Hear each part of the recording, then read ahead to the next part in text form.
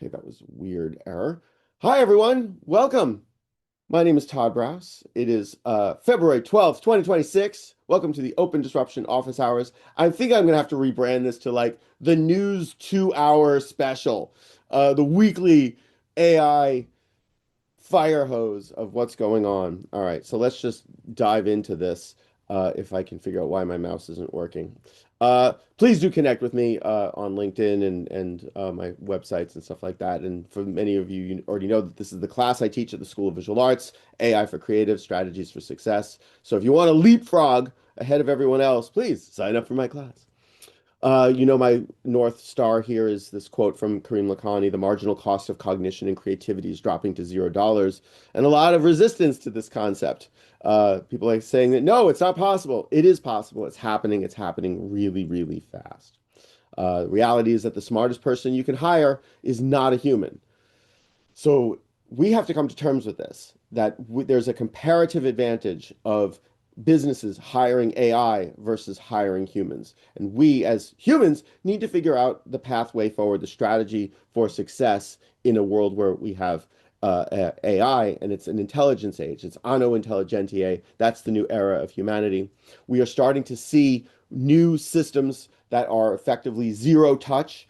Once they are deployed, no humans in the loop except for the person who deployed it. So like that, imagine the CEO of the company, go do this. And it's zero touch, it's hands off, it's maximizing trust in the systems to behave and perform by whatever metric the business has decided. We're starting to see the beginning stages of this show up in businesses and in products and services. The area of academic research that's really ongoing is this orchestration layer. How do we coordinate all this stuff? That is definitely a big challenge. Oh, I think we lost somebody. Um, and for the creatives in the room, for the designers, we do have to kind of come to terms with that AI is actually able to deliver creative solutions for various use cases. Also, artificial general intelligence is here. I've been saying it for over a year, but finally it's in uh, Nature magazine. Yes, the longstanding problem of creating AGI has been solved. Recognizing this fact matters. There it is. We're here. No more slides that I keep creating. Don't look at the data points. Look at the slope. I see a lot of people talking about, oh, look at this. It sucks. Therefore, it's bad and it's never going to replace me. That's not what you should be paying attention to. I mean, look, okay, pay attention to the data points. They are important. But I also want folks to look at the slope. Look at the slope of the curve. Where are we going? This is what we need to be paying attention to, is how quickly these things are changing. So when you say, oh, that's not good today, wait till tomorrow, and it is. And you're going to start to, and of the many different pieces of technology that I'm going to talk about tonight, these are new data points that have shown up since last week. Also, I just in general conversations, I hear people talking about the outliers. They say, oh, well, Taylor Swift and therefore music and the whole industry. And that's not what we as data scientists and analytics people really need to focus on. Yes, the outliers are important. Sometimes there's really good value that we need to extract from those outliers. That's why open innovation exists. But at the same time, when you're talking about a population of people, we don't talk about the outliers. We don't talk about them. What we talk about is the mean and the standard deviation of that distribution. That is absolutely fundamental. So oftentimes I'll use that as an example myself. I'll catch myself like, oh, I'll use an example of a really extreme outlier and try and generalize off of that. I have to catch myself because that's bad. We can't do that. We must look at the entire distribution. SaaS is dead. So for those of you who came last night to the HBAP Startups live session discussion on SaaS is dead, thank you for joining us for that. That was an incredible opportunity. By the way, you can check the recording on YouTube. I'll throw a link into the post here. But there's a couple things that I didn't really get to, and I know this is part of my slides from last week. It's this disruptive innovation model applied to software developers disrupted by AI-assisted coding. And this is one of the causal effects of how I can say easily and confidently that SaaS is dead, because the build versus buy trade-off is now your customer can now go build their own solution. And by the way, for this is from Harvard Business Review. This is an article from Clayton Christensen. He passed away. He's an HBS professor, passed away a number of years ago. But this was the disruptive innovation model that he created. So you have these entrants with a disruptive trajectory, the incumbents sustaining direct trajectory, and they're targeting the low end of the market. So right now, if AI can replace junior workers or just do these things or generate an image or generate a mood board, that's taking away someone else's job from 3 years ago. That's the disruptive innovation mechanism that we need to pay attention to because it's attacking what we do from the bottom of the market.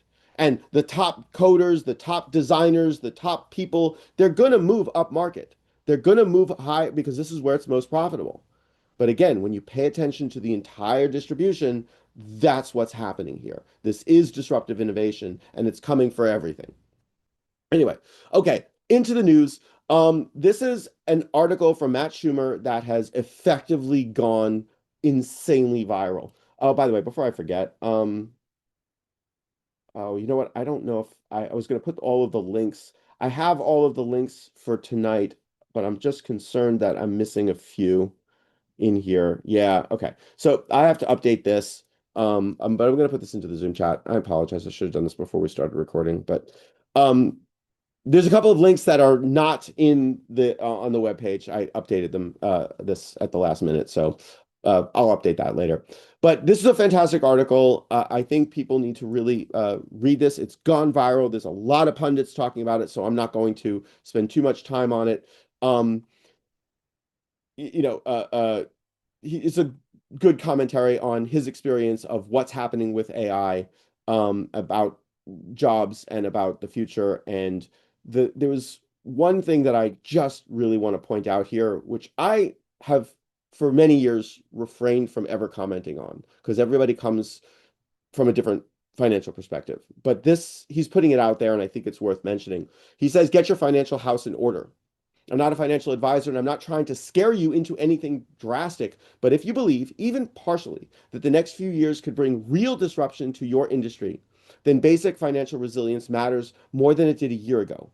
Build up savings if you can. Be cautious about taking on new debt that assumes your current income is guaranteed. Think about whether your fixed expenses give you flexibility or lock you in. Give yourself options if things move faster than you expect. And that's the acceleration effects. That is a warning to all of us to pay attention to the acceleration effects here. So take a few minutes, read through his article. You can see all of the commentary throughout the X verse. It's a good piece. Anyway, into the headlines of the news. Seed Dance version 2.0 officially launched. This is a new video model that is absolutely spectacular. I've got so many prompt shares, so much stuff on Seed Dance. It is absolutely ridiculous. Oh wait, why? Here we go. Um,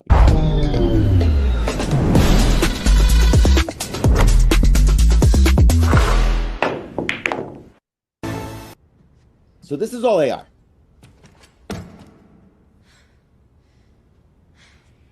I like balance. So I'm going to skip over this, but just have a sense of what's on their website. There's tons more Seed Dance coming. Other headlines: OpenAI is releasing their advertising to the free and go tiers of ChatGPT. And this is important to pay attention to because all of a sudden they're pushing the limits of what would you trust ad-supported AI that's telling you what information's out there? Does that bias the results? Do you trust this? That's one of the things that I think OpenAI is experimenting with. Will their customers who are on the free and low end tiers trust their system when it's advertised supported? Definitely pay attention to this. So this was their article, testing ads in ChatGPT. So you can see what they're doing here. There are the ads. So it's related to what you're talking about. Do you trust this? That's important to pay attention to. I have mixed feelings about this. So I would rather pay for the service. Don't show me ads so I can trust the service that it's not biasing what it's showing me by somebody else who wants to sell me something. So GPT 5.3 Codex Spark is a new model that was just released today, I think. I don't even remember. Yeah, this was today. It's a blur. Research preview, it's faster version of their GPT 5.3 Codex model. So it's a faster solution. I don't know if it's at the same level of quality. I would assume that there's a trade-off there, but I've not looked into it. Deep research in ChatGPT is now powered by their latest model, GPT 5.2. So the deep research functionality is even better. Claude, OpenAI, Claude from Anthropic, oh boy, they've been using a faster version of Claude Opus 4.6. The pricing on this is staggering. And this to me is worthy of notice because if you can afford to pay for the fast, if you've got a job or project that really needs the speed and the highest quality model that's on the planet right now, you're paying a massive premium for it.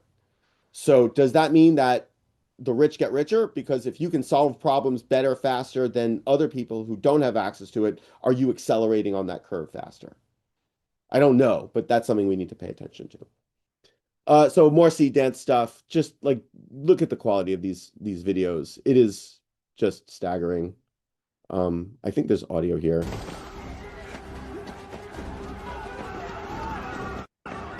So, oops, let me mute that. Sorry. Stop. Um, ZAI just released another LLM called GLM-5, which is, I'll just pull this up, staggeringly good on many of these metrics. So, they've got their 4.7, they got their 5, so it's the blue one. Is it state of the art on every metric? No, but it's at that same level. That's what we need to pay attention to. And it's an open model. So, I mean, it's huge. You're not going to be able to run it on a small equipment, but it's available. So this was just a write-up from Artificial Analysis on the capabilities and their scores and how well they did. And you can see here their graph. So it went from here to here. So Opus 4.5, GPT 5.2, X high, Opus 4.6. We're within a few, you know, moments behind. Like that's what we're dealing with. So this was their announcement. So this is if you want to play with it, you can go to chat.cai, sign up. You can text, use it. Way to go, guys.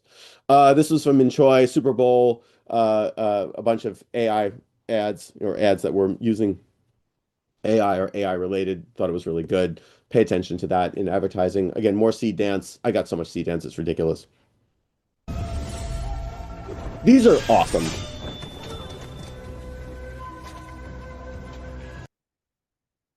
What was this one?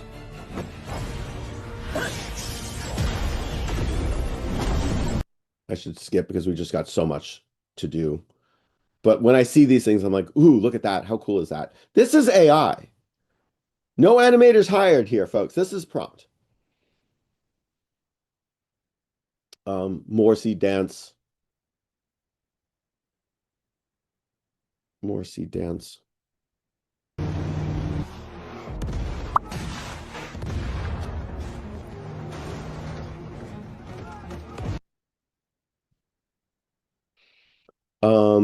Claude Cowork plugins. This was actually I might have forgotten to pull this up. Anthropic's launch of Claude Cowork plugins for legal, finance, and marketing workflows triggered a staggering $285 billion sell-off on the stock markets. This was what triggered it. And I don't know if I have I showed this the other night. Their prompts basically, their plugins to their Cowork tool helped trigger part of this sell-off. Again, this is software, so you can just use their tools, prompt solutions, and you get them. It'll build it. It'll use it. Oh, here, this it? This is it. No, that's just an article. Okay. GLM-5, again, back to that one, skipping this. Meta's upcoming model, Avocado, is supposedly a good one. So the rumor mill, we'll see what Meta delivers with Avocado. More seed dance. I look at this and I'm like, that's beautiful. Tongyi Quen Image 2.0, another image model professional typography rendering, because we've talked about typography in class, like, oh, it doesn't get it perfectly. They're now getting a lot better. So this is important to pay attention to. Uh, Text rendering, beautiful, love it. LTX Studio, how to apply and customize styles in LTX Studio. So if you are using LTX, this is an important thing for you to pay attention to. Again, more tutorials, more explanations on how to use their system to get what you want. By the way, I think LTX is one of the top like platforms for creating a narrative. I think it's absolutely fantastic. So if that's what you're into, definitely take a look at that. Oops, going on to the next one. Okay, watch this.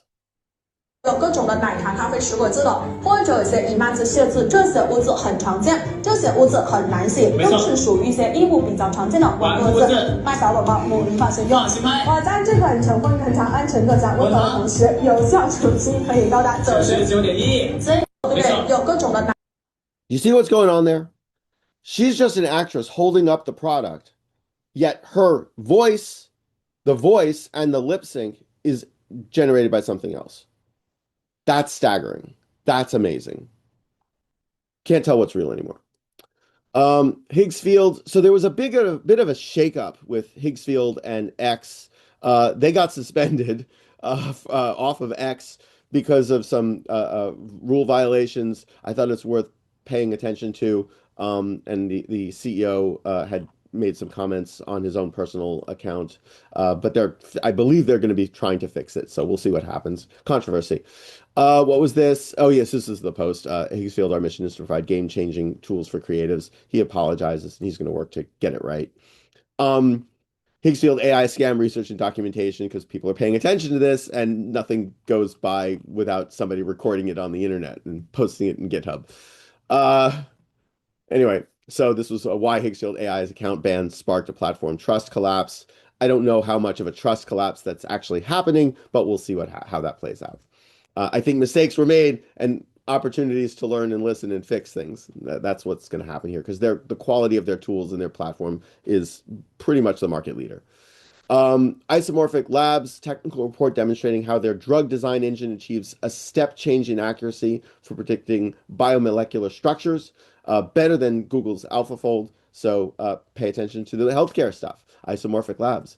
What was this? Rather than making difficult calls about blurry thresholds, we decided to preemptively meet the higher ASL4 safety bar by developing the report, which assesses Opus 4.6 AI research and development risks in greater detail. So they published a report, which I don't think I have open, but this is the sabotage risk report. This was interesting. It's long. I'm not going to go over it now, but pay attention to that. Poetic state-of-the-art results on their ARC AGI prize, so they're definitely kicking butt here. 55. Dream 5 with CapCut. Text into characters and storyboard frames that flow naturally scene by scene. So this is what they're building out here, the different scene shots. Covering electricity price increases from our data centers, because we talk about the environmental effects of all of this stuff. I know this is important. So they have their policy that they published about their energy usage. Oh, this was the Matt Schumer article that I mentioned earlier. Sorry, I had that duplicate. OpenAI developers shipping software with codecs without touching code. So the class that I'm going to be teaching at Cal Lutheran is basically that. Prompt, builds the system. It requires a good harness, but that's it. You're just, use the codecs, use the AI, it builds just whatever it is that you need. SAS is dead. Google DeepMind, they are, what was this? State-of-the-art ARC AGI 2. Look at that. Gemini DeepThink, their newest models that they just released this Gemini 3 DeepThink update, and Humanity's Last Exam 48.4, Code Forces MMU Pro. So they're kicking butt here. It's getting better. We're gonna need a new ARC AGI 3 soon because those exams are getting saturated. Claude most used features to the free plan, so Anthropic is reducing. You can have more access to in the free plan. So if you're on the free plan, you can do more stuff. That's really nice of them. I mentioned Codex Spark that was released. Anthropic, their run rate, $14 billion. So they had a post on their raise that they just made a lot more money in a $380 billion post-money valuation. And they were talking about how much money they're spending. Their run rate growth, $14 billion. Freaking believable. Epoch AI, how far are autonomous robots from real world deployment? Again, we're seeing the disruption in the knowledge work. We need a few more years before we're going to see complete replacement of most human physical labor. So, uh, but it's happening. Actually, I just want to point this out. I'll fold this. Folding laundry, tidy bedroom. I cannot wait. That's what I want. I want that now. Do my laundry. Don't take my job. Don't take my creative, but just do my laundry, please. Anyway, fix the leak in the GLM5 I mentioned. So this was a Game Boy and long task era, 700 plus tool calls, 800 context handoffs, and a single agent running for over 24 hours was able to build this. Yeah, like that. There you go. Give it the mission, set it off, zero touch. That's what I'm talking about. This was Gemini 3 Deep Think on the Arc AGI 2, new state of the art. Uh, there you go. Unfreaking believable. Absolutely insane. And that, like, again, this is like over time, this is a hockey stick. So this is the time is compressing. Oh, I should have put this in the other. Some of these are out of order. I apologize. It's hard for me to get these in order. But LTX Studio also released the brand kit in LTX Studio. So if you are in advertising, wake up. Okay, wake up now. I've been saying this for 3 years, and it's like it's now becoming trivial to do this stuff. So you've got a brand kit. There you go. Upload your stuff, add whatever you need. Go. You're done. It's all there. Fully automated. Agencies need to they're in trouble. I mean, that's my opinion. I think that we're going to see a major disruption in advertising. Brands can start to do this themselves if they want to.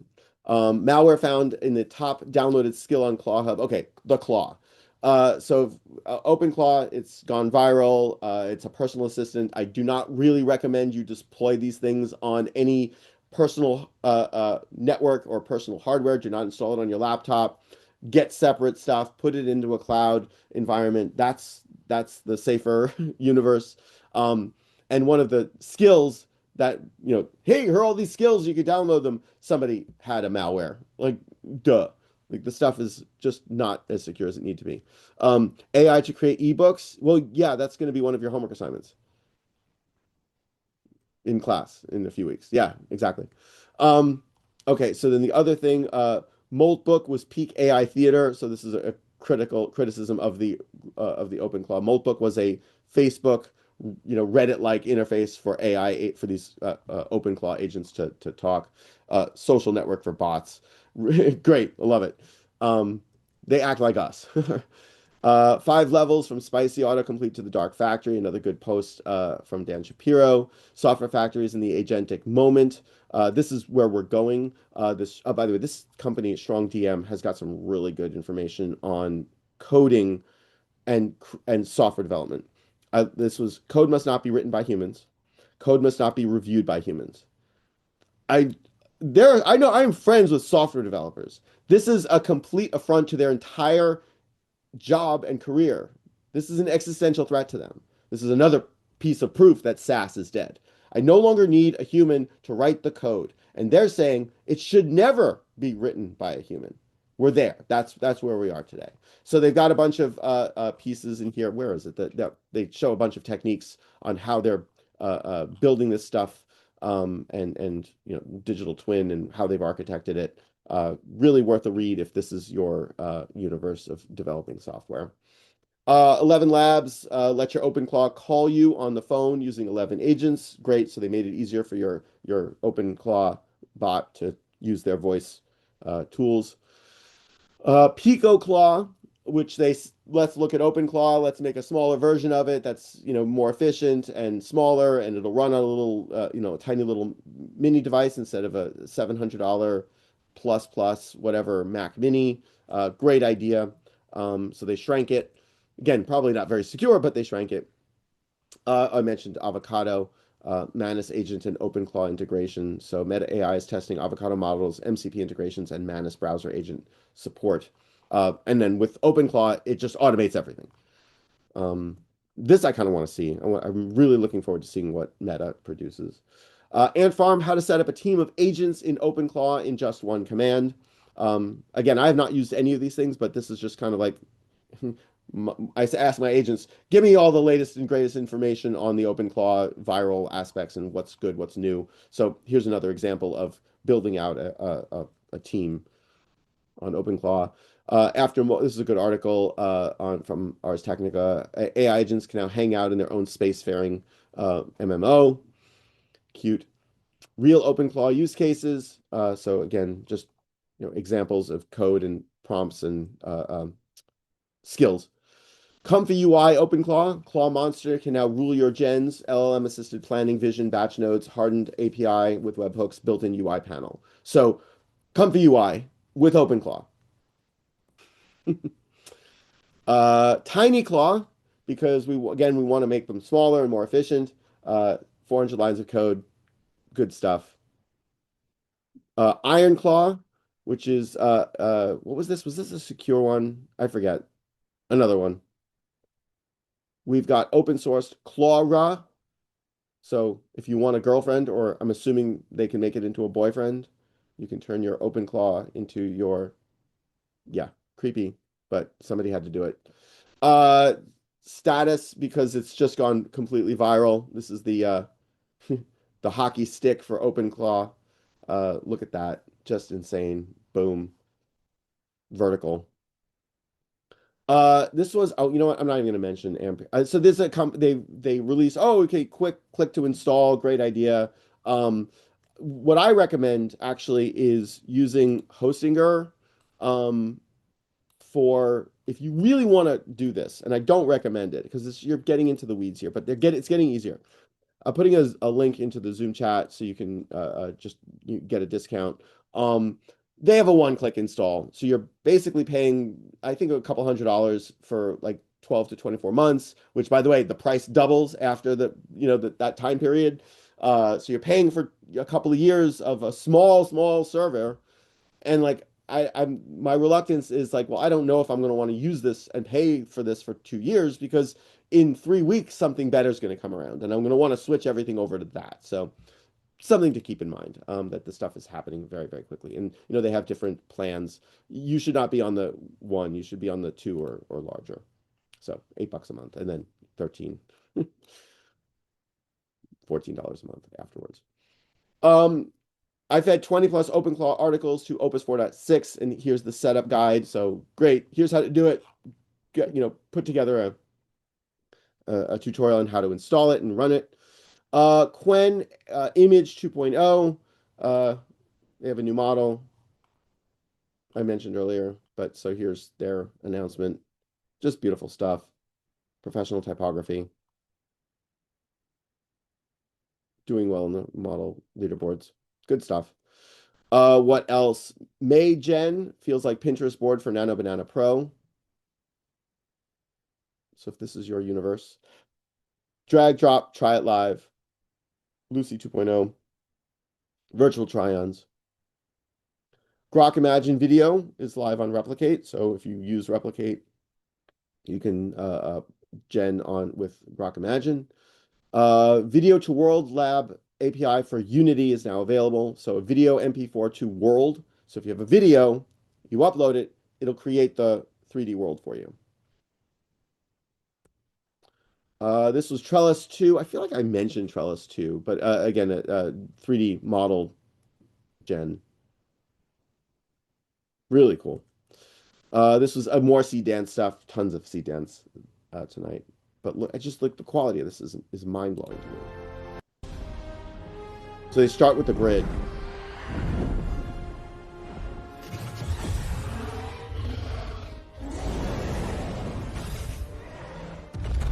So you can see how the grid is outlining the different shot breakdown. So this is one of the different techniques that we can use to create longer sequences. Again, more C-Dance, 4 shots, 15 seconds each. This was a longer production.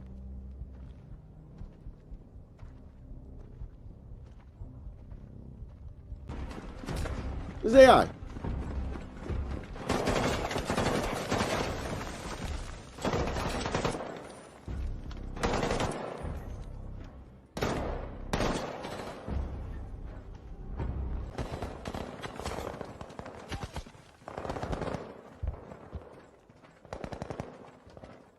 Yes.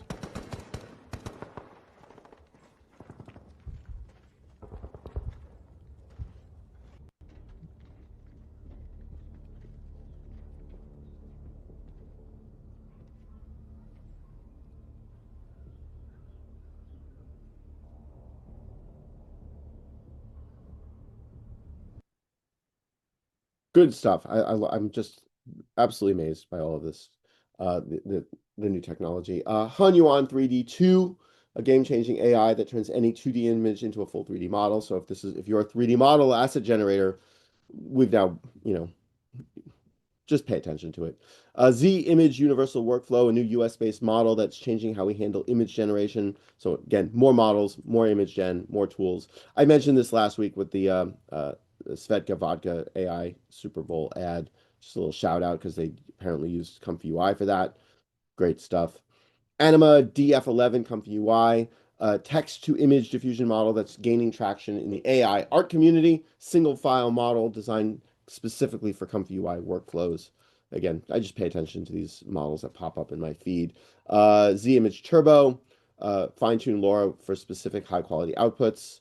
And this was the all 3D AI. So this person went through a whole bunch of and reviewed all of the different models that are out there. This was Kling's. So this is from Flora. They're a predecessor to Weavy, by the way. Kling's newest video models are now available. So Kling 3.0 and Kling O 03, their Omni model. So you can use it in their platform. What was this? Z-Image Fun LoRa Distill, a high efficiency distill LoRa, enabling CFG free high fidelity generations for Z-Image in 4 to 8 steps. So you're looking at the quality of these.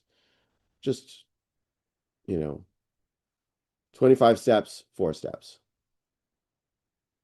You can see the difference. Detailed, beautiful stuff. This was training for reinforcement learning on world models. Used to be a headache, not anymore. So World Compass, so world model training. Towards a Cambrian movement, can't speak, moment for visual intelligence. So we've got ByteDance Seed Video World 2. And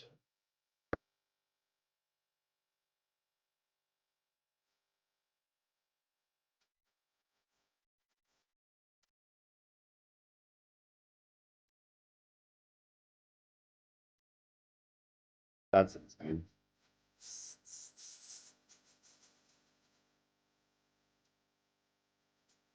First frame, defolded paper, and the generated video does it. Yeah, that's insane. Beautiful stuff. Incredible. This was the Hunyuan 3D 3.1 is available, so it's 3D modeling. Beautiful. Vibe Comfy, which again, it's another tool that hit my feed on Comfy UI that so you don't have to wire up anything, just builds the workflow. You can talk to it, ask it questions about how it's running.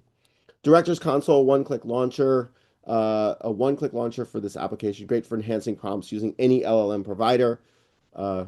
Really interesting tool that this person vibe coded, I'm sure. This was Comfy UI Action Director. So you're taking stock motion capture, running it through this, and you're generating the video. Hugging Face Pro. Oh, so this is another thing. Like, we talk about like all these different platforms you got to pay for, and like Mid-Journey, and they got like monthly fees. This just hit my feed on like I know I've known about Hugging Face for what 6 years now. It feels like 5 years, and I've never paid for it. But like I didn't realize that 9 months, $9 a month. So it's like, and you get all of the different tools that are out there. It might be worth it. I have not pulled the trigger on that, but at some point I'm like, oh, okay, maybe I'll drop my XYZ subscription and try this out because you could just use any of the models that show up. Um, Higgsfield released Cinema Studio 2.0, so they have a new user interface to build out this stuff. I've not played with this. Um, this was interesting. Uh, so this was, I don't know what this is, but this person is laying out shots in a virtual world and using that to generate the video. And I just thought, like, that's brilliant. So if you're a director or a cinematographer and you're doing shot layout for characters in action, you have your virtual world. You can lay out, choose the angles you want, and that'll be the shot that you use. This is like such a good idea. Such a good idea. Love it. This was from the Allen Institute. Molmo Space is a large-scale, fully open platform benchmark for embodied AI research. Again, they're kicking butt with their research as well. What was this? Oh, okay. So this was animate your world with lifelike audio video generation. Another model, little plasticky, but worth paying attention to. Memories fade, That lip sync is good. but moments stay alive.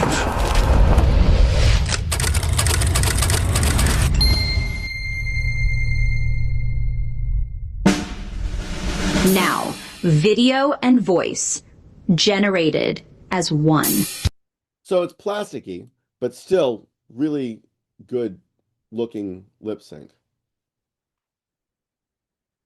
That was a killer workout.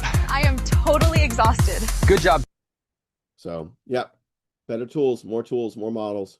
Learn them all. The folks over at Runway ML go from a single image to an entire film, ad, or piece of content using their new story panels. So they've added that murder board wire diagram user interface that we've been talking about. So they're now implementing something like that. Just it makes the workflow easier. Pay attention to Runway. They're one of the market leaders as well. Stitch by Google. Okay, so I've mentioned Stitch here in weeks past. This is a Google Labs technology that basically is prompt to user interface. So if you are a UI UX designer, you're in trouble. If you use Figma, you're in trouble.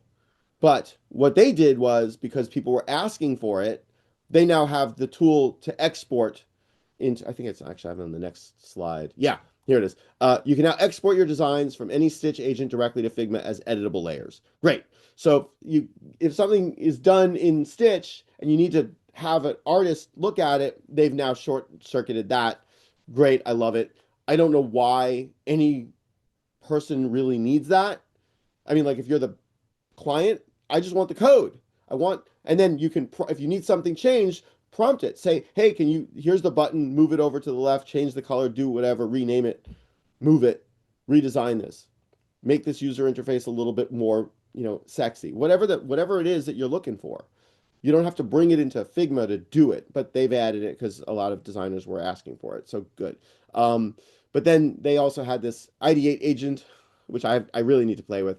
But the class that I'm teaching at Cal Lutheran, this is one of the tools that we're going to be using when it comes time for them to design their user interfaces.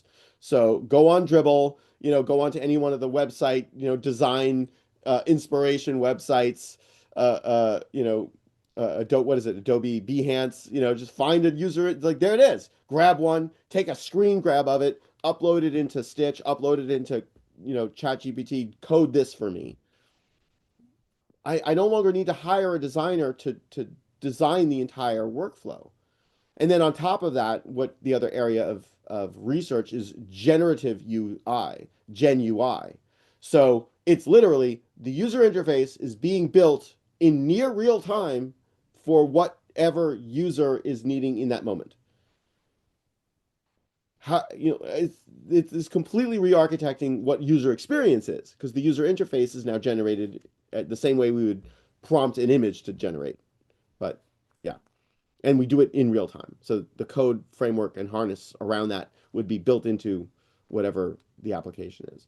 So this is really cool. I love it. Play with Stitch. Let me know what your thoughts are on it. It's definitely one of my favorite tools. And it's, by the way, the other thing was really weird is it did at one point output all of the code. So I was able to output the code, download it, and bring it into Cursor and say, here's the user interface code. Please wire this up to my backend that we just spent, some time building. And it was good. I got some really good uses out of that. Um, one of the units I have for the machine learning unit in my class, there's a tutorial page that was kind of done with that user interface. It's a little hokey, but the purpose was do something simple quickly. Um, I wasn't focusing on the design, but it was just the pipeline and the workflow. So it works. But I was struggling with getting the code out recently. I feel like they disabled it or it's just because again it's labs, so they're making changes to it constantly. All right, prompt share universe. Again, I don't like it when we see real people, but when you see high quality and the prompt that gets you the different angles, um, really impressive. By the way, you're seeing like a JPEG compression here. I don't think that was in the original.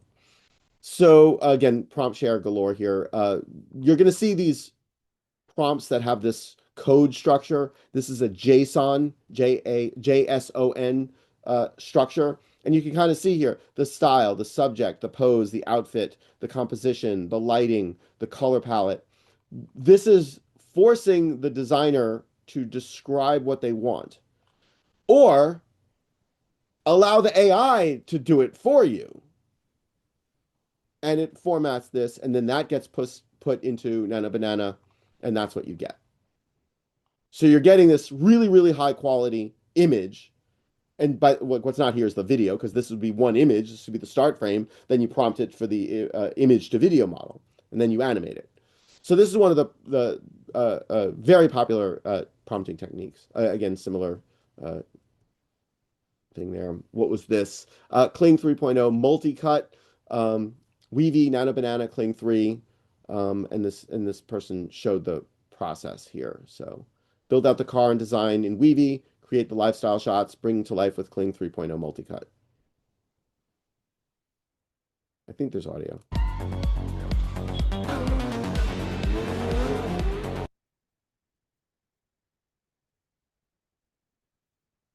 So, I mean, I see some errors here, but with all due respect, I don't care.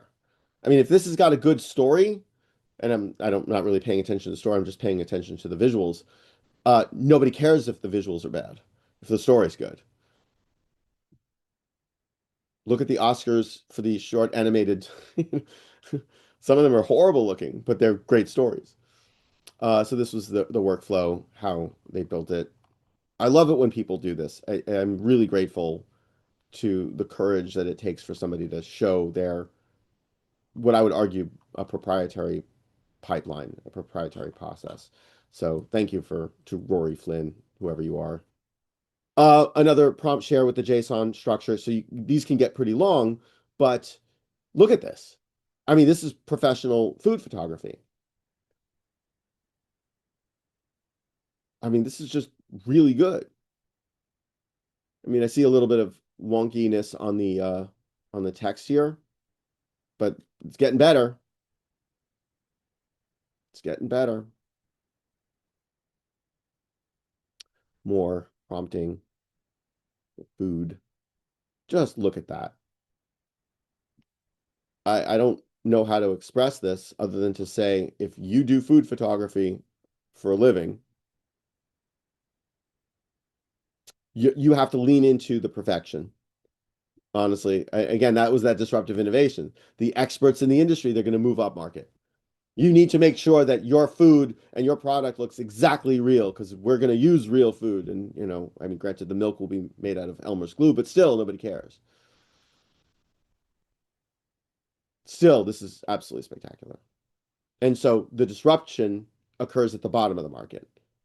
When a brand who couldn't afford to hire the top food photographer to do this for them and set up the shots and the high-speed photography and the flashes and whatever, good. Now they can prompt it, and it'll be good enough for that consumer. So it's an and. More prompt share. That's insane. Now, again, I have a problem with using Anya Taylor-Joy's likeness without her permission. I don't actually know who that is. Madison Beer and Sadie Sink. I don't know these actresses. But what I want you to pay attention to is the prompt because this is spectacular. I mean, like, and last week, Kevin was saying, they need touch up. They need to bring it into Photoshop and remove the blemishes. So we spent all this time trying to get the blemishes, and now you want me to remove them and make it more plasticky? I can't live. I'm done. I'm done. Nobody cares, really. That's the reality. Um, I think these are just so cool. These are just so cool. And the alternative to building this the traditional way, I'm assuming these guys would be like 3D modeled in, Maya or Houdini or Blender or something and composited in. And no, sorry. This is a whole new universe that we're living in. Whole new universe.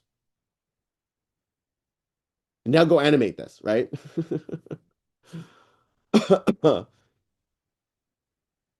Ultra cinematic product photography. Protein bar. And some spelling mistakes here.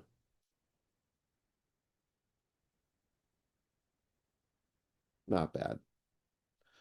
Mid-Journey styles. So again, I love these tutorials, especially if you're a Mid-Journey person here. I know some of you are Mid-Journey people, so I'm just going to put this into the Zoom chat. By the way, I haven't been paying attention to the Zoom chat. Please forgive me. Oh, we lost a few people. That's fine. What else? More prompt, share. Still amazing.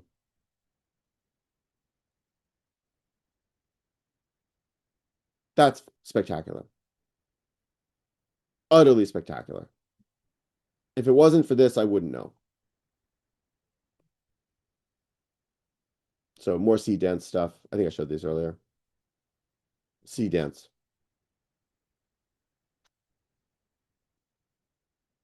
Seed dance.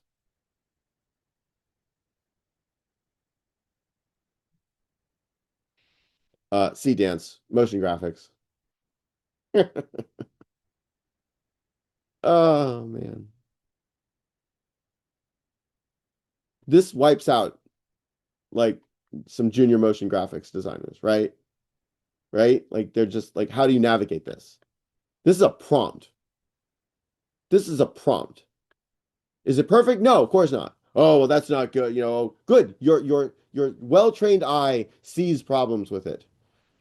And how many motion graphics things have gone to air that also done by humans that looked, yeah, that's the disruptive innovation.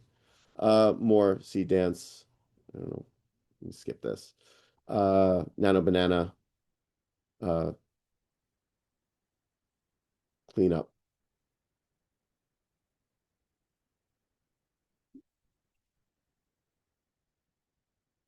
I mean, I'm just trying to figure this out.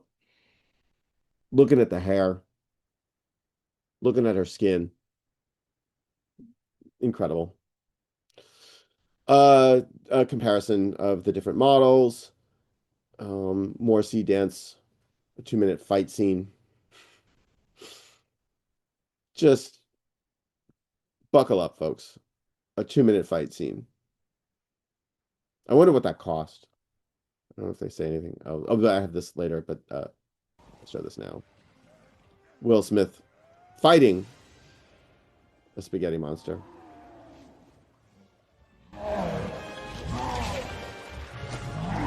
Love it. Love it. Crisis contains start frame, end frame technique. So they're going from edit to edit with the start frame, end frame process. Not perfect, but if this is an advertisement and you want to generate this storyline and you want to substitute the man with a different man or a different woman or a different baby or a different environment, that's a prompt. You build that pipeline, and now we can create this similar story structure in any environment with any, gender, stereotype, whatever. That's the transformation effects that I want folks to start thinking about. Long prompt. Text looks good. Yeah.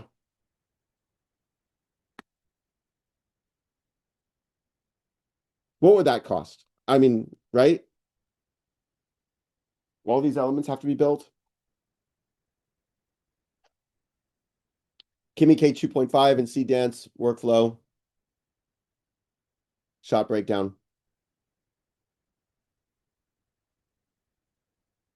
What did they do?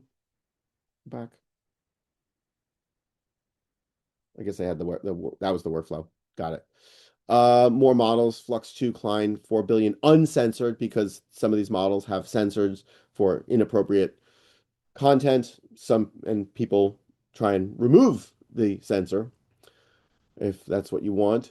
CDance 2, more. I need this.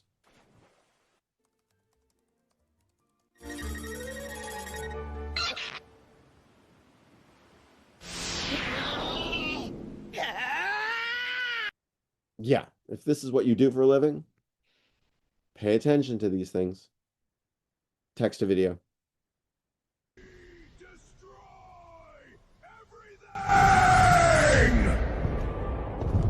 Whatever. Let's get this over with.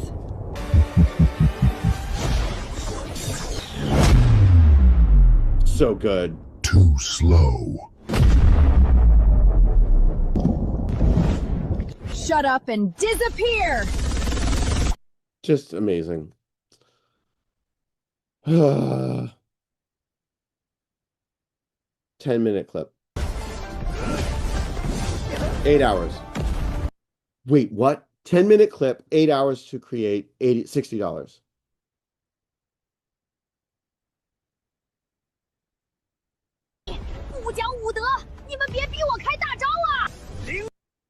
$60? $60.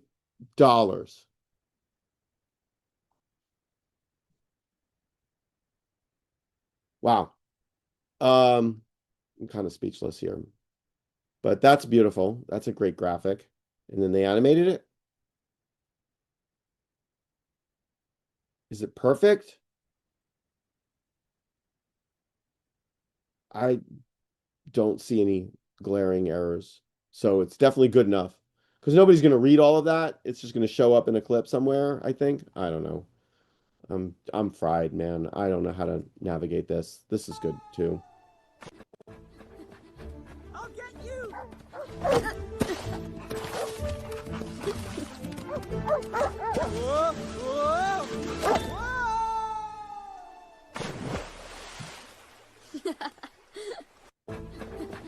So I love what they said here. Other than the world isn't ready.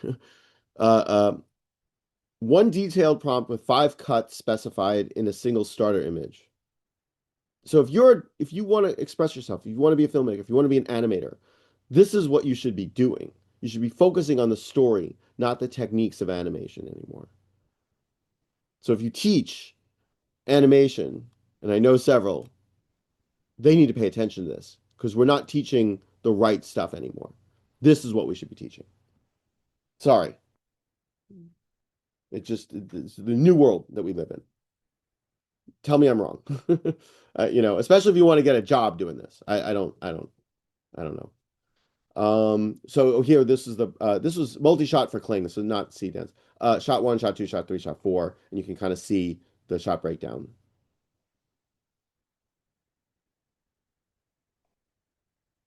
Beautiful. So this is back to C dance.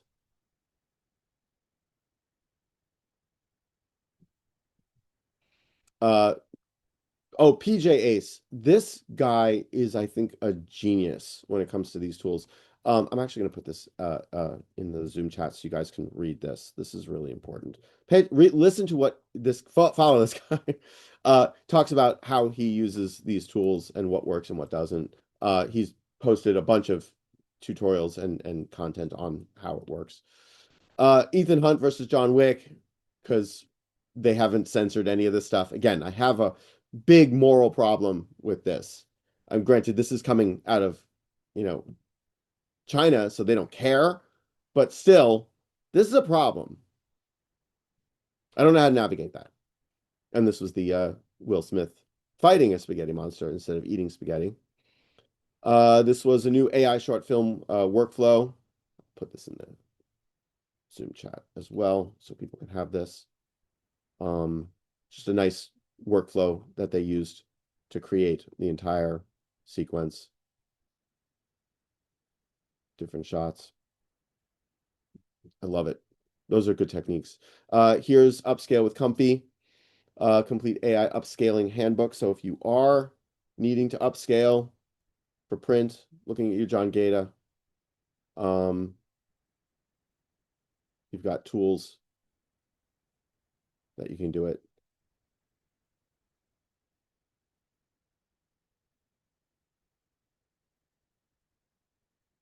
Beautiful.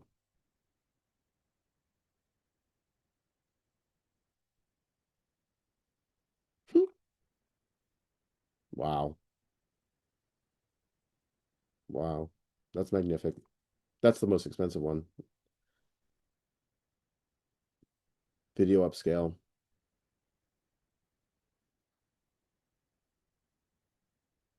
So input.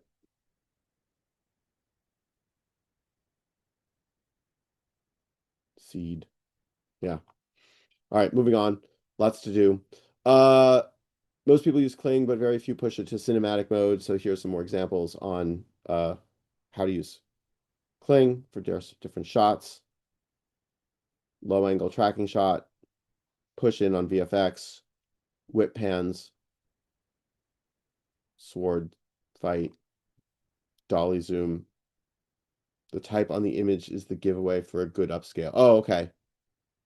And Kevin's here. Hi, Kevin. And Kevin uses Kling every day. Are you addicted to Kling? Not even the expensive model. I don't do the 180 credits. I do the 35 model, which is one below, and I get results that are just as good, if not better, than the expensive one. Yeah. No, love it. Yeah, Kling, love it. That, again, yeah, that's why I keep saying you it's can't learn one consistent. tool. It's Oh, consistent. it's got the character consistency, but you have to use all of these tools. And It by has the camera consistency. I have trouble with the other ones where if I give it something, it'll just randomly start moving stuff around. Kling will listen to what I have to say. got it. I don't know how I didn't see when you joined, but did you see any of the Sea Dance stuff? I just jumped on a minute ago. Oh, well, in overtime, I'll show you some of the Sea Dance stuff. It's a whole new universe, new I'm model. going. I'm going to start using C Dance tomorrow. Somebody, Yeah. Nano Banana Pro was having. It should be called Nano Banana Slow. It Oh was so no. bad this week. It was Ugh, terrible. it 10 minutes happened. to render an image. Now it's working fine. I just rendered a bunch of stuff, but it was really, really bad. Did you reboot your computer? No, sorry. No, yeah, no. I'm I having every I'm day. having trauma from my previous career. So, all No, right, focus, let me keep going. I'm glad you're here, Kevin. Thanks. Minimax M2.1 Prism, another uncensored text gen model. Um, Claude Opus 4.6 Thinking is doing well in the leaderboards. I'm in like LLM mode now. RWKV7 Prover, an AI that can actually prove mathematical theorems. I'm actually going to probably want to play with this at one point when I have some free time. I'm never going to play with it. I don't have time for that. Step 3.5 Flash, most capable open source foundation model, mixture of experts, 11 of 196 billion parameters are active. So another model that's doing really well. I mean, again, ChatGPT, GPT, beautiful. Love it. Um, Good benchmarks. Comparing it to DeepSeek 3.2, Kimi K.25. Oh, wow. Wow. Wow. Okay. Well, step 3.5 from Step Fund. I'm gonna have to play with that. Google AI developers embedding Gemma. So, gosh, what was this model?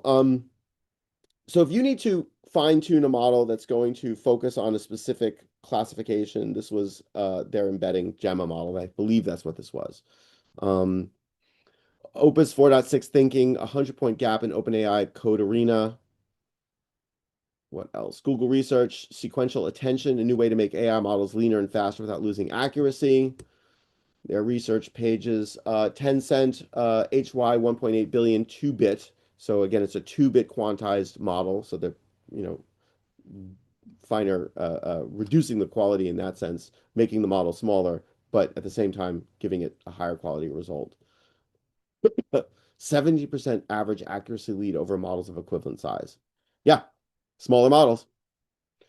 Model recommender tool. So if you don't know what to use, artificial analysis has your solution. They will tell you which model to use. Google research evaluations with domain experts found that its human control mode was preferred in realism, effectiveness, and engagement. I didn't read this yet. Author, test, verify workflow for dynamic conversation. Good Lord, what are they doing? Exciting. Next token prediction. Ant Group just released Lada 2.1, and it challenges the dominant paradigm of LLMs. This uses diffusion to generate blocks of text. So I've mentioned diffusion models for image gen. I think a few months ago, I saw the first examples of a diffusion LLM, and this is another one. So it's, I don't know if you can really see this, but it's producing all of the text the same way an image would be rendered in a diffusion model.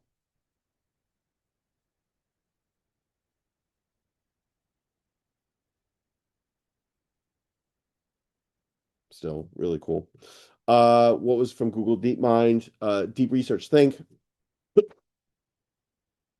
Min-max M2.5 just went up a notch on another leaderboard. Here's the Minimax M2.5. 37% faster at complex tasks. Wait a second.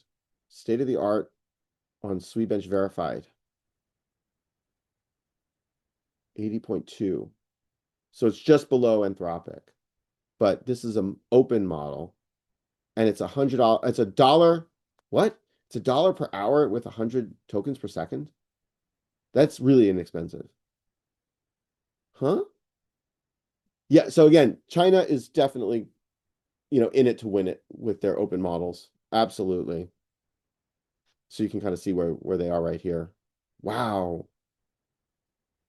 At like this 80% score. Yep. Soft matcha, a fast and soft pattern matcher for trillion scale corpora. So if you are an analytics person, you're a data person, and you need to search your data set, your input for specific things, these guys figured out how to do it insanely fast. I don't understand what they did, but this hit my feed. I was like, oh, wow, that's really impressive. So you can look up stuff, search for stuff out of your training data set rapidly. Hopefully I'll never have to use that. Claude Code, but for hacking. It's called Shannon. You point it at a website and it just tries to break into the website, fully autonomous, no human needed. So I've had several debates with a number of colleagues and friends about, AI and it's not safe and, security and why SaaS isn't dead because customers are paying for the security. Well, again, we've had pen testing tools for decades. And this is just another example of a pen testing tool, but the agent is doing it. So it's automating the pen testing. So what if I were needing to deploy something, I would run this to hack it against my tool set, my environment, and then tell my AI that's building the tool to, secure it. GitHub, 12,000 stars, packed Claude Code Gemini and into one single interface. Aeon UI. Oh, I feel like I mentioned this previously. I don't remember. Chinese open source AI agents, the first thing that made me say wow out loud. I can see, I can listen, I can talk all at the same time. Mini CPM 4.5, full duplex omnimodal chat. Local. You could use this to automate customer support with actual video calls, or build an AI assistant that watches your screen and helps you work, or create accessibility tools. Nice. I'm not going to play that for 8 minutes.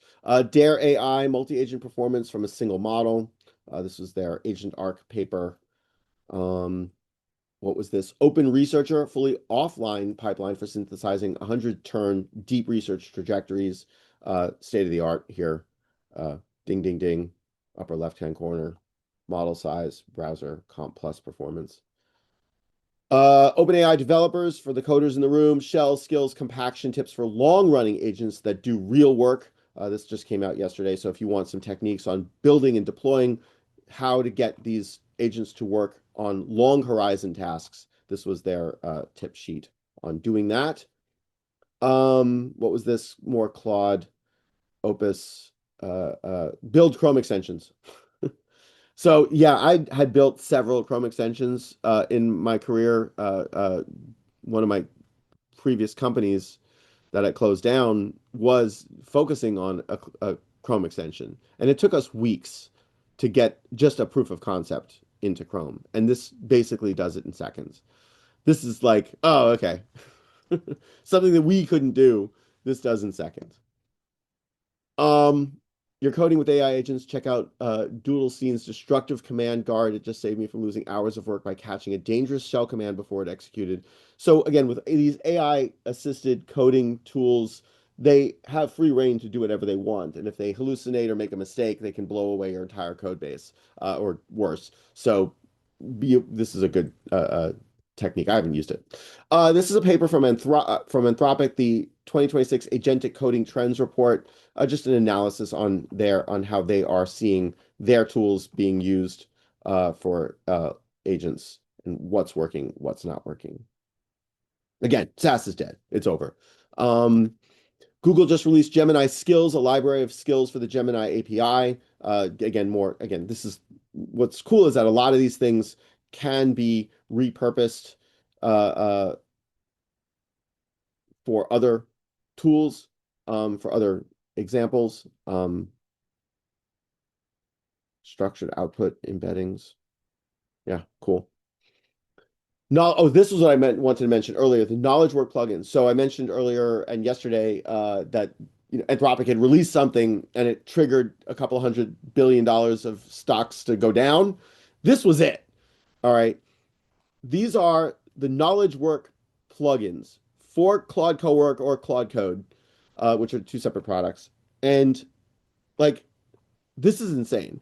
So here's productivity, sales, customer support, product management, marketing, bio research, enterprise search. So marketing, draft content, plan campaigns, enforce brand voice, brief on competitors, and report on performance across channels.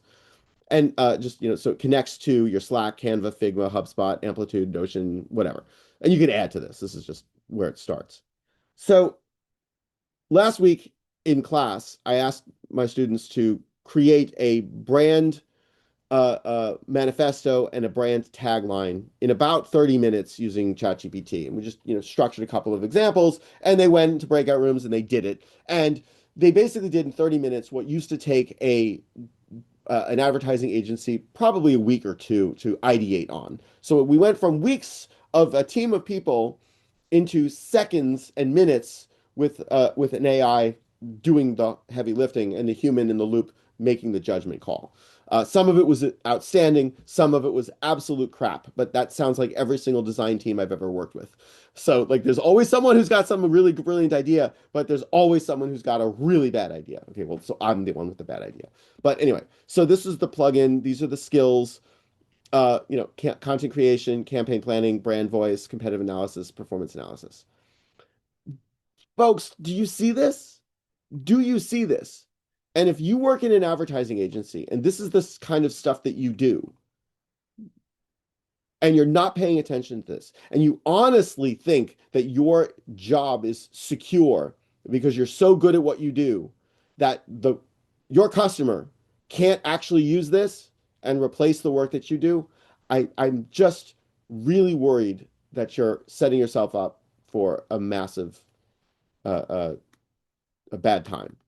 So my mission is to make sure that everyone I know, every creative, every knowledge worker understands what this technology is and what it's capable of. And even though we're paying attention to the data point of today, that you have to pay attention to the slope. That's what's more important. Pay attention to the curve. Where are we going? I don't I don't know what to tell you, but I think under here, under skills, so brand voice, here's the skill. Again, this is like the prompt that the AI is reading. All right, so this is the skill dot markdown file. Brand personality, voice attributes, audience awareness, core messaging pillars, tone spectrum, style rules, terminology, voice attributes. Geez, defining an attribute. We are not, this sounds like, this does not sound like. So what are we doing here? Like, I know people who couldn't perform at this level.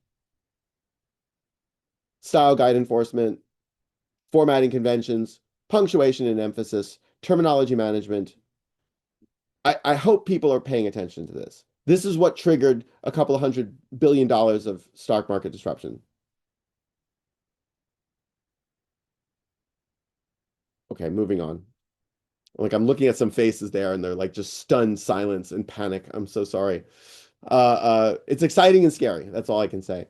OpenAI developers a new set of primitives in the responses API for long-running agentic work on computers. So this is good if you're a coder. So you can build with their skill set and their API. What was this? Deep Reinforced just dropped IterX, and the most dangerous thing that to happen to CUDA engineers in years, an automated system that optimizes your code using reinforcement learning and beats some of the top coding metrics. So you have a code base, this optimizes it. I thought this was really cool for the coders. Gemini CLI, the Google Workspace extension lets you catch up on docs, write emails, ping colleagues, all without leaving the terminal. So if you are a terminal person and you're using Gemini CLI, which I've used for a while, I haven't used it in a lot recently, because I've been using Cursor mostly, and but now this connects to the Google Workspace, so you can connect with that. Really nice. What was this? Orchids 1.0, the first app builder to build and deploy any app, any stack, web, mobile, Chrome, Slackbot, AI agent, anything. This is really cool because they're targeting just a larger deployment surface. I don't know if they're how they're going to be successful. The landscape is there's a lot of competition here. I have not played with this. I do want to play with this at some point. They're competing with the Bolt.News, the Replit, which I've used, the Google Firebase Studio to an extent, which is I think one of the market. I don't know if they're the market leader, but they're the ones that have the lowest price point. So there's a lot of these app builder, Vercel V0. I'm trying to think of the other ones. So Orchids, we'll see how they compete. Looking forward to that one. Cursor, the tool that I use for coding, just released Composer 1.5, so they have their own LLM that does the coding for you. It's very good. So for the majority of stuff that I'm coding with Cursor, I'm in automatic mode, so I'm assuming they're just using their own internal models. Occasionally, when I'm starting to plan something out or I'm refining something, and I'll use a different model and I'll manually switch over. I don't know if you heard the story that I was complaining about a few weeks ago. I manually switched it over to like the top Opus model and I forgot to turn it off. So I'm going through more money on tokens than I can afford. And I was like, oh, I just crawled up in a ball and cried in the closet. Just because the amount of money. Look, it got it done, but I spent a lot of money when I really just did not have to. So yeah, don't make that mistake. So I'm leaving everything in auto mode and I'm just letting their system figure it out and focusing on the harness and the scaffolding to get the output correct. And I'm also using Codex, so that was the other thing. So I'll go into a different tool entirely and use that or Claude Code entirely. So I mentioned the harnesses that I've been using. This isn't one I've seen before. I've not used this. They're just releasing new stuff to get shit done. So I need to play with this. The two that I've been using is BMAD and Spec Kit. They're pretty good. What's amazing though that I you was using BMAD. I had a code base that was using BMAD and some spec design stuff, and I started playing with Codex 3.5 when they released it. Pointed out the thing and said, "So this is what we're doing. This is how we're doing it. What do you think? Let's come up with a plan and use the BMAD." And it said, "No, no, no," and it just pivoted off of the BMAD, off of the specs, and created its own structure and followed through on its own documentation and did it on its own. So it knew what I wanted to do. It understood the intent and it understood the code that needed to be built, and it just built it. This, by the way, if you joined last night and stayed around for some overtime, I gave a demonstration of a set of a DIY SaaS solution to replace my QuickBooks subscription, and that was how I built it. That was one of the techniques that I used. So there it is. I'm almost ready to cancel my QuickBooks subscription. It's like all the functionalities there, a few bugs, and I no longer need to pay for that service. So get shit done, good stuff. Another harness I need to play with. Grok 4.2, another model doing really well on the what was this Alpha Arena leaderboard. Papers, strategic foresight of LLMs. The results are striking. Human evaluators achieved rank correlations with actual outcomes between 0.04 and 0.45, while several frontier LLMs exceeded 0.6, and the best was 0.74, correctly ordering nearly 4 of every 5 venture pairs. So this was an experiment to see how good the LLMs could get stuff working. Unicorn DNA, where today's billion-dollar startup founders come from. I forget why the path to a billion-dollar company no longer starts where it used to. Again, I talk a lot about entrepreneurship and business, so this is, important to pay attention to. We no longer need that stuff. Pricewaterhouse, PwC, leading through uncertainty in the age of AI. So just some information on their research for CEOs, for businesses, and this applies to all of us, so we should be paying attention to it because it helps us navigate the world we live in. Actually, you know what? This is an important paper, so I'm going to copy, paste into the Zoom chat so you guys can take a look at that offline. Reviews are in on Aronofsky's AI-generated show, and may we just say, yikes. Everybody involved should be ashamed. I feel like I just should leave it there, but they basically destroyed his AI work. I have not seen it, but this is pretty brutal. um, okay, so in other words, if you have a reputation that can be harmed by this, maybe be careful and make sure that it's at your level of quality before. I don't know. I don't know how to navigate that. This was an important paper that hit my feed. World enters an era of global water bankruptcy. UN scientists formally define new post-crisis reality for billions. So we talk about energy, we talk about people hate AI more than drugs. Yes, Kevin, that is absolutely true. The world's climate is changing drastically, and this report from the United Nations basically pivots from it being a, warning to we're past, it's over, it's a bankruptcy. And that's something we need to address. I'm hopeful that we will get to the stage where we have unlimited energy, that we can build the solar, we can build the renewables. Hopefully, fusion comes into play in the next few years, that we can scale that. Because then, with unlimited energy, we can build desalination plants, we can put them everywhere in the world, and we can have fresh water wherever we need it. And this no longer becomes a problem. We need energy. We need a lot of it, and we need it fast. And it needs to be renewable. It needs to be solar, or it needs to be fusion, or preferably not nuclear because of the secondary, but one of those. We have to build it. We have no choice. I know several people who are banning or against the solar stuff. They're like, we don't want solar panels in our communities. And I'm like, I feel torn, to say the least, that I think we need to be taking as much land as we possibly can that's not usable for, like, say, agriculture, and build solar. We need it. We can do it. We can do it. There's enough. There's enough. Nathan Lambert, open models will never catch up, and why the US needs them even more right now. Good paper on that, actually. And I would contrast this. There was an MIT paper, which I don't know if I pulled up. I'll have to find it later. Tab PFN 2.5, the specialist AI for tabular data. So to the HBAPers in the room, if you're dealing with structured data, here's a nice little model that you can use to classify your structured data in your spreadsheets. If you do any ETL, I have a sneaky suspicion this is going to be very attractive. Uh, Google Research, DeepMind Perch 2.0 bioacoustics foundation model transfer learning capabilities for classifying complex whale vocalizations. So I think we're going to be communicating with the whales really soon.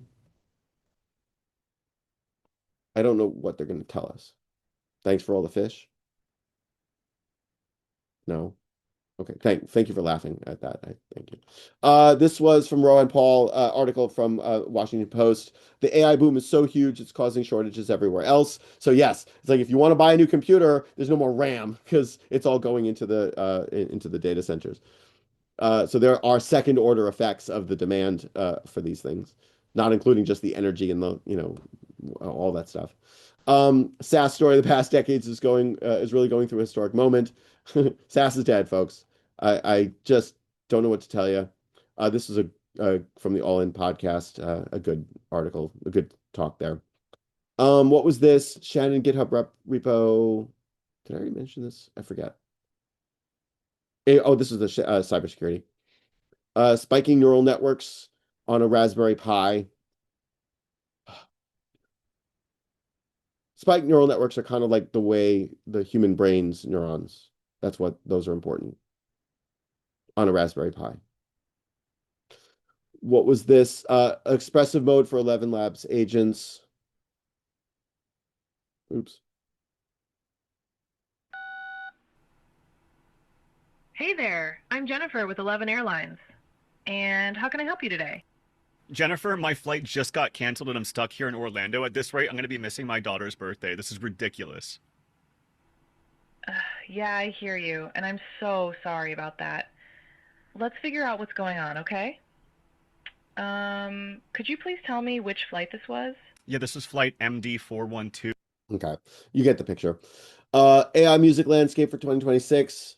46 generative AI tools, the ethical, the unethical, and everything in between. Good article on mapping out where we are with the AI music stuff. It's not stopping, right? I think hopefully everybody here understands that. Personal Kanye West or Ramstein, Soul X singer. Oops, go back.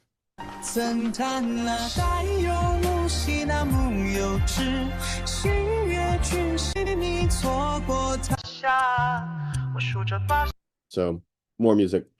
Excalidraw, which is an app that we use for creating diagrams, is now has an official MCP so that you can describe what you want and the AI will build it for you. Or the AI could just automate the whole thing. Cool. New art project from Andre Karpathy, train and inference GPT in 243 lines of pure dependency-free Python. I don't know if I have this, oops, open, but I just want to show. This is the code for him to build a very small large language model. It's nothing. All right. It's nothing. It's the training, it's the data. Four types of people at every company now. Yes, people get 10x better when they go from the bottom right to the top left, but also people get 10x worse when they go from the bottom left to the top left. So uses AI, does not use AI, does not have good judgment, has good judgment. So if you've got good judgment and you don't use AI, you've got steady hands. But if you have got good judgment and you use AI, you got a turbo brain. So this is what I want all of us to be. I want us to figure out how to be here. But if you don't have good judgment and you don't use AI, you're dead weight. But if you don't have good judgment and you use AI, you're a slop cannon. I thought this is so good. I thought this is so good. I feel like this is where I exist sometimes when I'm shooting for the upper right. Or no, maybe I'm just more like dead weight. I'm a dead weight. But if I use AI and I don't know. I thought this was awesome. Simile. This was really cool. These guys created a simulator for human behavior. Where I see this becoming very valuable is in marketing and advertising. So if you want to simulate a population of people, they figured out a way to make genuine proxies. Professor Ayala Israeli at HBS, she does research in this area. I hope she has seen this. I'll have to ping her and ask her if she knows any of these people. Okay, we're getting into the labor section, so we're almost there. This is a fantastic article out of HBR. I feel like this is going to wind up in my asynchronous content in my class. AI doesn't reduce work, it intensifies it. Really good article. I think that this is very insightful. I don't think uh, it's completely accurate because of some of the things that I've seen in terms of the full automations of these tasks. So I don't know. We'll see how this plays out. Um, yeah, go read that. There's your homework assignment. Low hire, low fire economy may be starting to shift with more layoffs, but not more hiring. Again, warnings on the labor. This was from CNBC. Dr. Singularity, the AI productivity boom is real and it's about to go exponential. The acceleration has barely begun. Everything feels faster already, smarter, easier, and this is still the slow version. Work, creativity, and innovation will never look the same again. Um, and here's this graph. New websites, new iOS apps, GitHub code in the US. Boom. We're seeing hockey stick. We're seeing new things rapidly being deployed. Why? It's because of AI. Competition's heating up. I love it. I love it. What was this? Center for AI Safety. AI agents are getting good at coding, but how close are they to automated all digital labor? This new remote labor index results. Opus 4.5 is able to automate 3.75% of remote labor projects with GPT 5.2 in second place. That's not a lot. So when you see statistics like this, it's like, okay, so we're gonna be fine. Because remote work is like the canary in the coal mine to an extent. And if it's automating only 3.75%, it means that we have some time before we're all in trouble. But if we're 3 years into it and that's 1% a year and it's accelerating, where are we going? You know, how much longer does this have? How much longer do we have? Um, Good studies. I like that people are looking at this stuff. Uh, Featured the Challenger report. This was a big report on AI and business, and I forget which one was the one that I wanted to show you. Um, Job cuts report. Here it is. But I'll put this in here so folks can read this. Um, I forget which one it was. Moving on. We're almost there. Jobless boom is shaping up to be the story of 2026 economy. More warnings. Uh, Job growth remains slow, creating a jobless boom. AI investment into consumer spending drove GDP gains. Unemployment is at the highest rate since 2021 as job seekers face a tough market and dwindling sentiment. Digital employees, AI boot camps, America's oldest bank is spending billions on tech. And this I'm going to play. Engineers report that they are Oops. now using. You talk about super intelligence. Most of your rivals talk about AGI, artificial general intelligence. Explain the difference between AGI and super intelligence. I prefer the definition that focuses first on what would it take to build a system that could achieve most of the tasks that a regular professional in a workplace goes about on a daily basis. Think of it as a professional grade AGI. How close are we? I think that we're going to have a human level performance on most, if not all, professional tasks. So white collar work where you're sitting down at a computer, either being, a lawyer or an accountant or a project manager or a marketing person. Most of those tasks will be fully automated by an AI within the next 12 to 18 months. And we can see this in software engineering. Many software engineers report that they are now using AI-assisted coding for the vast majority of their code production, which means that their roles shifted now to this meta function of debugging, scrutinizing, of doing the strategic stuff like architecting, of, et cetera, putting things into production. So it's a quite different relationship to the technology. And that's happened in the last 6 months. That's why I need to pay that. I hope this video doesn't get dinged. That's important. We need to pay attention to leaders who are at the forefront, who are seeing these tools, they're building these tools, they're building these technologies. They get it. Is there fear here? Absolutely. Could he be wrong? 100%. He could be wrong, but I don't think he is. And I'm showing you all of the tools, all of the pieces of how this stuff is coalescing and accelerating. So I wanted to include that. Lastly, the tech layoffs tracker. Again, we don't have anything on media and entertainment, but just a bunch more. 11,000 jobs laid off in February, handful of from Salesforce. And that's it. Thank you all for coming. I'm going to stop the recording here, but I'm going to stick around for some overtime so we can, if you have any questions or want to discuss this in detail, I'm here for you. I will see you all next week. For those of you in class, I'll see you on Tuesday. Thank you all.